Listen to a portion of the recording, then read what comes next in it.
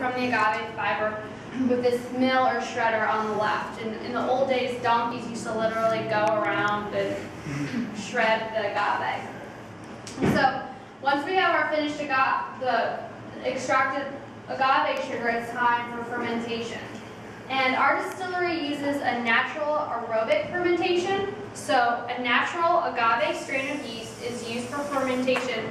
And basically what they do is they open the windows of the distillery and just allow it to ferment for about 3 to 5 days. There are no accelerants, no foreign yeast, no anything. And you're left with this kind of thick caramely liquid that you see in the middle and on the end. Testing the fermented liquid. And then distillation. So distillation is when it starts to become more distilled. And this is probably a good time to grab our reposado, just this one in the middle here. And our reposado is aged for 8 months in charred American oak barrels. Getting in. Yeah, just watching you now is I'm not happy.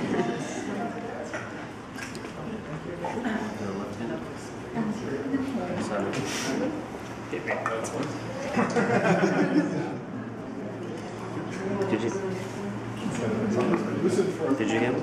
I'm good. I got the picture. Okay, does anybody know how many times tequila is normally distilled? Anyone? You said 3? 30. Okay, 30? 30 is a good number. Okay. Tequila is actually most traditionally distilled 2 times. The first distillation takes out unwanted salts, yeast, and alcohols, and the second distillation is what refines it into tequila and adds water. And we actually use an artisan well for our water. Just like the agave, the other really important element in tequila is water. You want to have a consistent water source. You don't want to be getting tap water with all those impurities. So our tequila is double distilled. There are a couple brands that triple distill, but really when you get to that 3rd distillation, you're taking away the agave characteristics. So it's more of a neutral spirit. You could almost be like an agave vodka.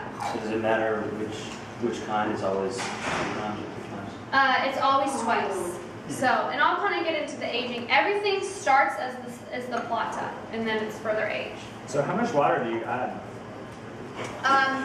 It's at 110 proof is what the alcohol is at, and so they add enough water to take it down to 80 proof, which is, all tequilas are 80 proof. You get some, if it's a 70 proof, it's considered a liqueur. So, but I mean, there are people in Mexico who literally go up to the distillery with their buckets and open the spouts and do drink the 110 proof tequila. Do you have pictures of that, like after what they look like? Or videos?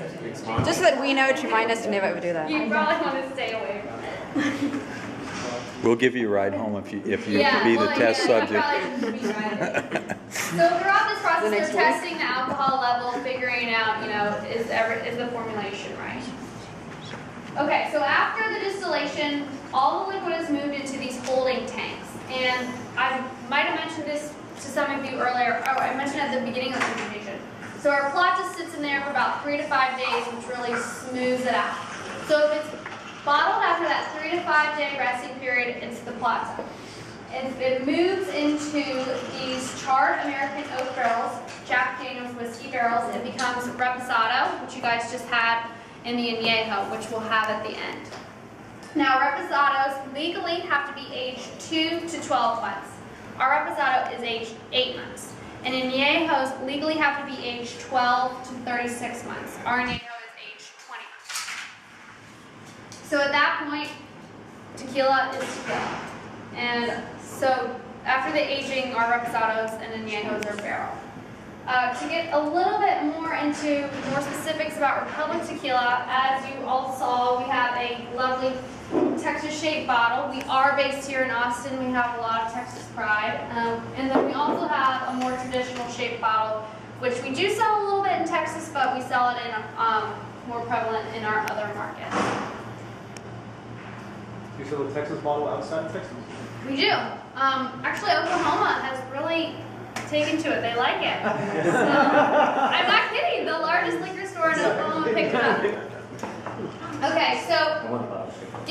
pour it specifically into the bottle. That top picture, if you look at the right, says NOM 1457. That is our NOM number. And what the NOM number does, it correlates our brand directly back to our distillery. Our distillery is in Arenal, Mexico, about 10 minutes outside the town of Tequila. So every tequila that's made at our distillery is going to have this 1457. So you know, one distillery will often produce many brands. And then you also see the BioAgristart logo in the middle. You can also see that on our bottle. We are one of the few certified organic brands. And the BioAgristart is a European controlling body, and their standards are so rigid that anything that is recognized organic by BioAgristart is automatically recognized organic by the USDA. And then also, the estate bottle, where is this? Here we go. Estate grown in estate bottle.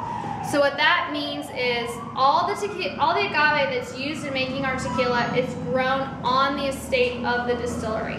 It is then distilled, obviously in the distillery, and bottled on the distillery. There aren't very many brands where the agave is estate grown and estate bottled. What happens a lot is they'll buy their agave from market, so you're getting agave that's grown all over the place, so you may never have a consistent agave crop. By having an estate grown agave, it's always going to be consistent. We always know our source. And then lastly, what makes Republic Tequila organic? It's not only the agave that's used to make it. Obviously, it's grown organically. It's the whole distillation process from start to finish. And the distillery, La Pomada, is a certified organic distillery, which is about a 2 to 3 year process. No foreign chemicals or yeast are used at any point in the process. I mean, you're not going to see them in there with Windex or bleach or anything like that. And all the waste products are treated and recycled. The agave fibers are used as a fertilizer. The wastewater is treated and used to water the growing agave. So that's really one of our big points of difference. Not very many brands can say that not only is their agave grown organically, but their distillery is organic as well. And then, so kind of to finish it off, you guys want to grab the añejo, and you know, obviously drinking it straight is one way to drink it. But there are a lot of other ways to drink tequila that a lot of people don't know of. I'm sure you're all familiar with margaritas and Mexican martinis, but you can try it with Bloody Mary mix for a Bloody Maria. It's very good. Also, for a dessert drink, you can mix this añejo with Frangelico or Kahlua. It's very good. Reposado and tonic, which is the one y'all had in the middle, is easy. Yellow rose, which is just orange juice and lime. And then one of my favorites right now for summer is Texas tea, and we make that with tequila, sweet tea vodka. There are a couple of sweet tea vodkas coming out of Austin now. Sweet and sour water and Coke, kind of like the Long Island. Are there any questions? Yeah, you said that añejo was 12 to 36? Legally 12 to 36, ours is 20. Oh, okay. Well, because when I went to Mexico, there are like 5 years. Yes, they have a new category now. It's called Extra Añejos. Okay. The CRT just recognized that in 2007. Basically, a lot of distilleries had tequila sitting in barrels that they wanted to sell. And Okay, so but it's not legal here in the U.S.? Oh, it's legal. You can find okay. Extra Añejos. They're usually pretty expensive. What happens in the aging process is you have a lot of evaporation. So what they call that evaporation the angel share. So the longer it's aged, the less liquid you're going to get, the more expensive it's going to be. So, any other questions? No? Okay, well thank you very much. If you guys want any more margaritas or to drink any more straight, it's all up here. Thank you so much. Thank you.